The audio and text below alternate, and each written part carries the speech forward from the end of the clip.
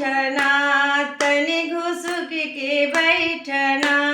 तुहरे बेटा के करनवा मोर परनवा जालना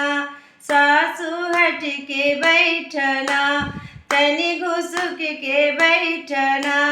तुहरे बेटा के करनवा मोर परनवा जालना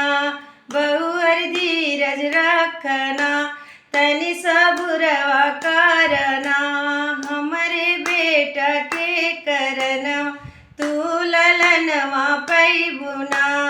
बहुअर हमरे बेटा के करनवा तू ललनवा पैबुना जेठनी हट के बैठना तनि घुसुक के बैठना तुहरे देवर के करनवा मोर परनवा जालना तुहरे देवर के करनवा मोर परनवा जालना बहुअर धीरज रखना तनि सबुरवा करना हमरे देवर के करनवा तू ललनवा पैबुना हमरे देवर के करनवा तू ललनवा पैबुना ननदा हट के बैठना तनि घुसुक के बैठना तुहरे भैया के करनवा मोर परनवा जालना